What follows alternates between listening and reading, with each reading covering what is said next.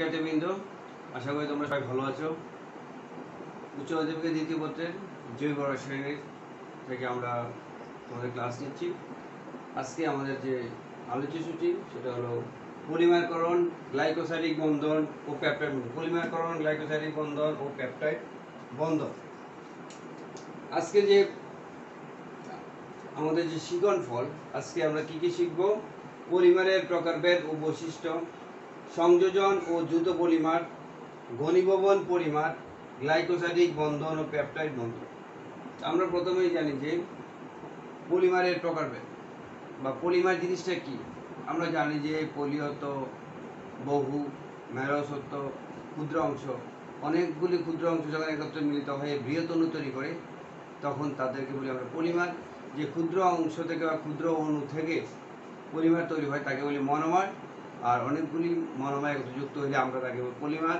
আর যে প্রক্রিয়ায় মনোমার থেকে পলিমার তৈরি হয় তাকে আমরা বলি পলিমারকরণ বা পলিমারাইজেশন। পলিমারের বৈশিষ্ট্য, পলিমারগুলি সাধারণত যেহেতু অনেকগুলো ক্ষুদ্র মনোমার দ্বারা গঠিত তাহলে আণবিক ভর অত্যন্ত বেশি হয়। পলিমারগুলি সাধারণত গলনাঙ্ক স্ফুটনাঙ্ক বেশি থাকে। পলিমারগুলোর আপেক্ষিক গুরুত্ব ধাতব মৌল থেকে কম থাকে বলে তারা সাধারণত ধাতু থেকে হালকা হয়। পলিমার সবসময় তাপ এবং বিদ্যুৎ অপরিবাহী। এরা অজৈব দ্রাবকে অদ্রবণীয়, জৈব দ্রাবকে দ্রবণীয়। এগুলো হলো আমাদের পলিমারের বৈশিষ্ট্য। পলিমারের প্রকারভেদ, বিজ্ঞানীরা পলিমারকে অনেক ভাগে ভাগ করেছেন, কখনো উৎস অনুসারে, কখনো গঠন অনুসারে, কখনো তাপীয় ধর্ম অনুসারে। আমরা দেখি যে উৎস অনুসারে কখনো ভাগ হয়েছে পলিমার, কখনো গঠন অনুসারে, কখনো তাপীয় ধর্ম অনুসারে, কখনো বিক্রিয়ার উপর ভিত্তি করে। কি ধরনের বিক্রিয়া করা করে পলিমার মনোমার থেকে উৎপন্ন হয়। পলিমারের শক্তি বা পলিমারের প্রয়োগ অনুসারে বিভক্তি আছে। তাহলে আমরা কি দেখি পলিমারের প্রকারভেদ। প্রথম হলো উৎস অনুসারে। উৎস অনুসারে পলিমার প্রাকৃতিকভাবে অনেক পলিমার আমরা পাই। যেমন প্রাকৃতিক পলিমার মধ্যে আমরা কি পাই? যে আমরা যে সিল্ক পাই, রেয়ন পাই, উল পাই, ওই সবগুলি প্রাকৃতিক পলিমার। অর্ধ সংশ্লেষিত, যেগুলি আমরা কিছু প্রাকৃতিক আর কিছু সংশ্লেষণ করে দুটোর মিশ্রণে পাই। যেমন আমরা জানি সেলুলোজ এসিটেট, সেলুলোজ নাইট্রেট। সংশ্লেষিত, যেগুলি রসায়নে বা পরীক্ষাগারে বা ল্যাবরেটরিতে কিংবা শিল্পক্ষেত্রে প্রস্তুত হয়, সেগুলি হলো সিনথেসিস করে পাওয়া যায় সংশ্লেষিত পলিমার। সংশ্লেষিত পলিমার আমরা জানি যে অনেক পলিমার নাম জানি, পলিইথিলিন, পলিস্টাইরিন, তারপরে আমরা হইতে পারে যেটা নাইলন 66, এই ধরনের পলিমার। এছাড়াও পলিমার হইতে পারে আমাদের যে সরল পলিমার। যদি আমাদের কি পলিমারে কোনো শাখা না থাকে, কোনো ক্রসলিঙ্ক না থাকে, তাহলে সরল পলিমার। সরল পলিমার আমরা জানি যে ইথিলিনের পরিমাণ হলো পলিথিন। পলিথিন হলো একটা সরল পলিমার। পার্শ্বশিকল, পার্শ্বশিকল যদি থাকে তাহলে আমরা পার্শ্বশিকল পলিমার, যেমন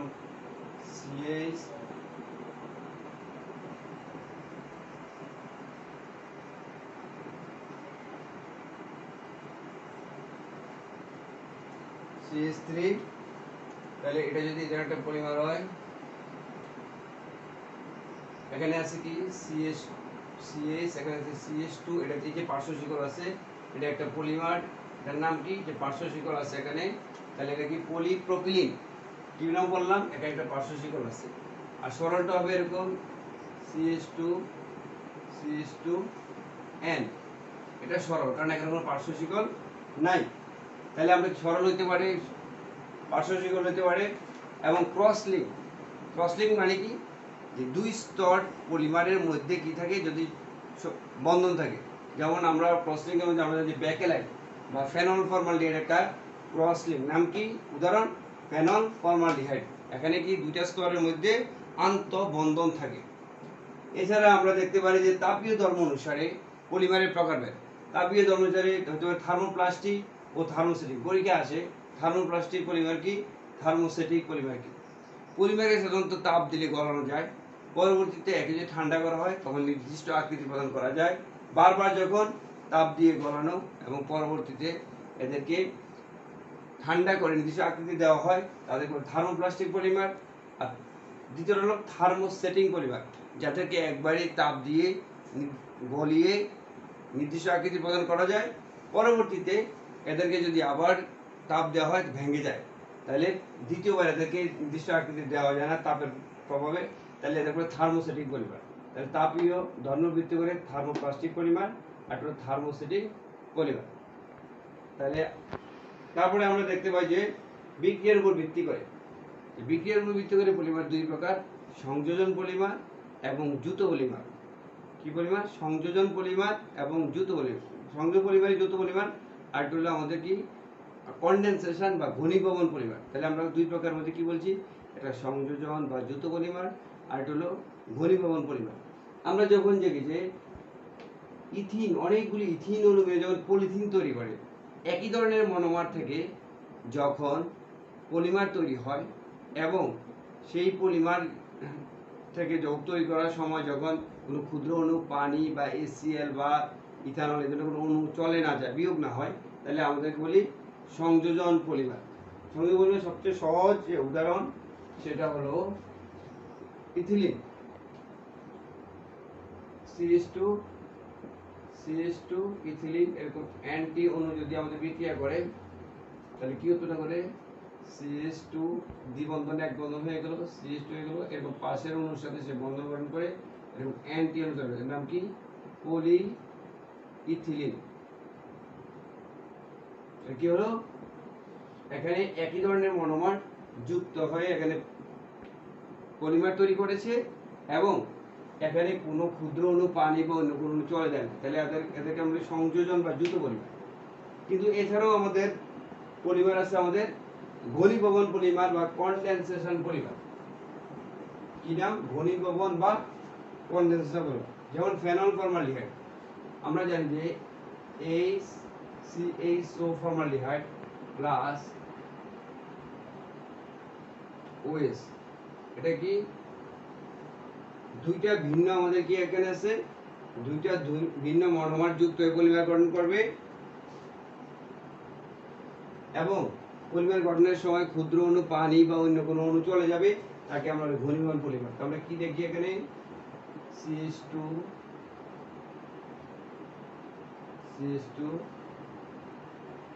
এখানে হলো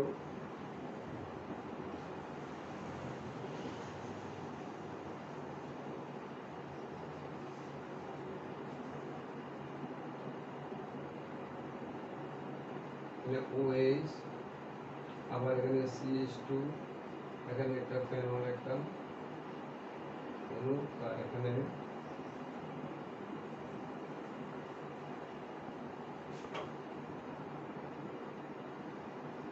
CH2, তারপরে আবার ফেনল OH।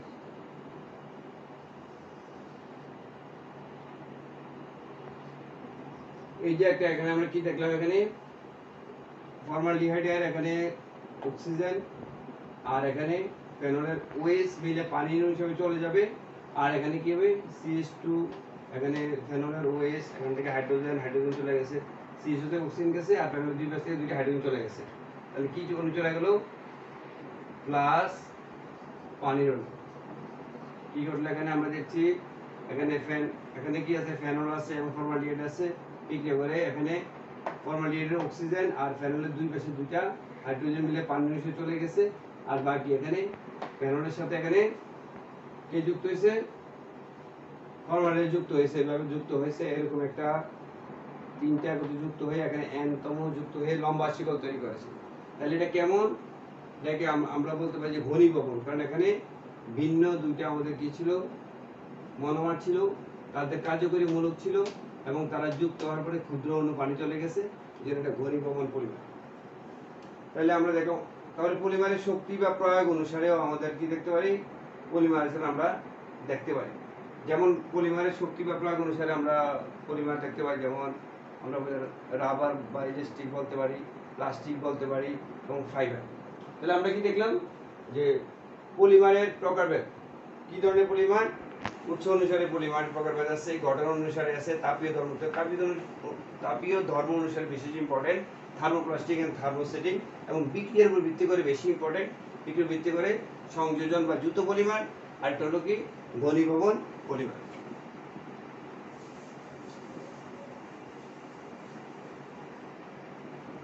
এখন হলো সংযোজন বা যুত পলিমারগুলি আমরা দেখি। সংযোজন বা যুত উদাহরণ কি?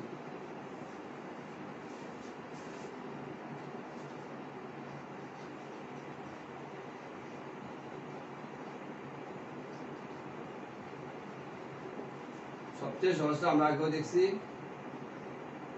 এটা যদি হয় ভিনাইল ক্লোরাইড, এরকম ভিনাইল ক্লোরাইডের একটা মনোমার এখানে আছে, এখানে অনেকগুলি ভিনাইল ক্লোরাইড আছে, তারপরে তারা পরস্পরযুক্ত কি উৎপন্ন করলো CH2, এদিকে একটা বন্ধন ডাবল বন্ডটা সিঙ্গেল বন্ড হয়ে গেল, CH হয়ে গেল, এখানে ক্লোরিন, এই যে একটা বন্ধন তৈরি হলো N, ডাবল বন্ড ছিল সিঙ্গেল বন্ড হয়ে পাশের অণুর সাথে যুক্ত হয়ে N টা অনুপাত যুক্ত হয়েছে। কিন্তু আমরা দেখি যে সংযোজন পলিমারটা কি। সংযোজন পলিমার কি বলেছি যে দুইটা একাধিক মনোমার যখন যুক্ত হয়ে কি করবে, একই ধরনের মনোমার যুক্ত হয়ে যখন পলিমার গঠন করবে তখন সংযোজন পলিমার। এক্ষেত্রে কোনো ক্ষুদ্র পানির অণু অপসারিত হবে না। ঘনীভবন পলিমার যখন দুইটা ভিন্ন মনোমার, আমরা এখানে দেখতেছি যে ethylene glycol plus terephthalic acid, benzene ring COOH বিকে এখানে কি উৎপন্ন করছে, এখানে পলিইথিলিন টেরিথেলেট, পলিইথিলিন টেরিথেলেট উৎপন্ন করছে। এখানে দুইটা ভিন্ন এখানে মনোমার যুক্ত হয়েছে এবং ক্ষুদ্র পানির অণু এখানে অপসারিত হয়েছে। তারপরে আমরা দেখি যে এখানে লাইলন 66 একটা ঘনীভবন পলিমার, তাতে রয়েছে হেক্সামিথিলিন ডাইএমিন, নাম কি এটা, হেক্সামিথিলিন ডাইএমিন, আর এটা হলো এডিপিক অ্যাসিড মিলে এখান থেকে COOH এর ওএইচ চলে গেছে, NH2 হাইড্রোজেন চলে গেছে, পাশের অণুর সাথে যুক্ত হয়েছে এবং পানির অণু ক্ষুদ্র পানির অণু চলে গেছে। কে বিক্রিয়া করছে এখানে লাইলন 66 তৈরি করতে গিয়ে এখানে হলো হেক্সামিথিলিন ডাইএমিন এবং এখানে হলো কি এডিপিক অ্যাসিড বিক্রিয়া করছে। তো দুইটা ভিন্ন ধরনের এখানে মনোমার যুক্ত হয়েছে, এই জন্য এটাকে আমরা বলি ঘনীভবন পলিমার।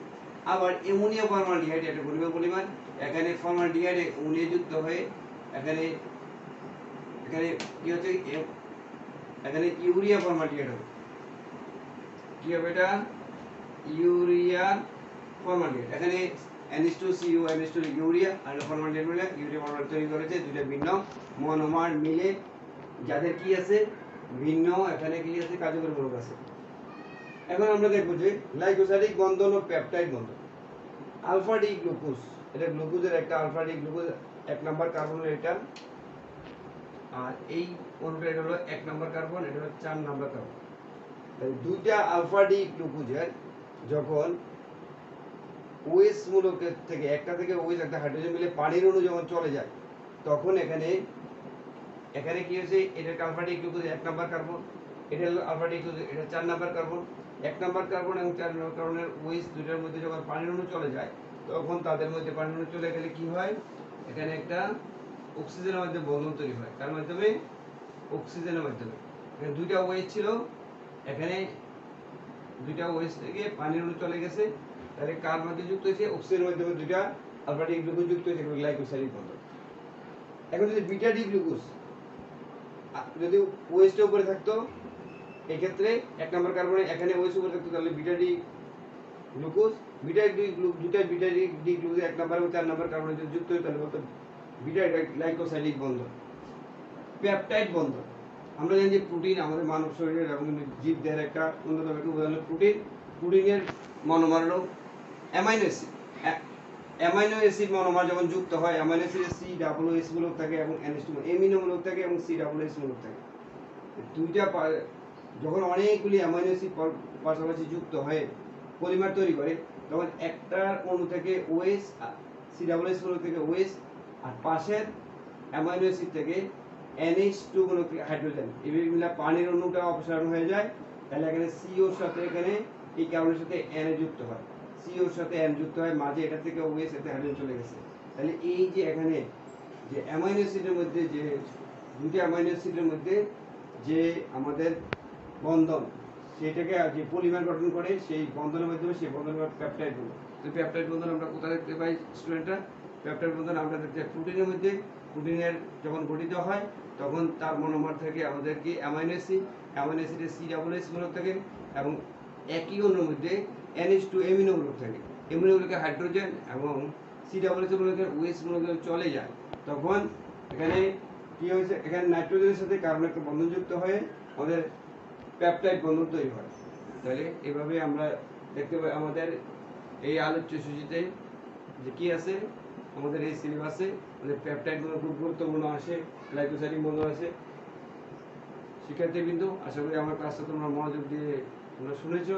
আজকে আমাদের পড়াশোনার যে আলোচ্য বিষয় ছিল পলিমার কি, পলিমারের প্রকারভেদ ও বৈশিষ্ট্য, সংযোজনযুক্ত পলিমার কাকে বলে, এছাড়াও পলিমার অন্যান্য যে থার্মোপ্লাস্টিক পলিমার ও থার্মোস্ট্যাটিক পলিমার কাকে বলে, ঘনীভবন পলিমার মধ্যে আমরা কি বুঝি, এর উদাহরণ কি, গ্লাইকোসাইডিক বন্ধন কি।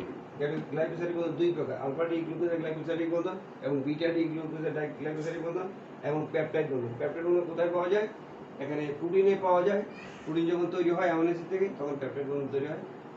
তো স্টুডেন্টরা, আশা করি তোমরা ভালো মতো পড়াশোনা করবে। এই আজকের এই প্যান্ডেমিকের এই করোনা যুগে তোমরা নিজেরা স্বাস্থ্যবিধি মেনে চলবে এবং নিজের মতো পড়াশোনা করবে। সবাইকে ধন্যবাদ।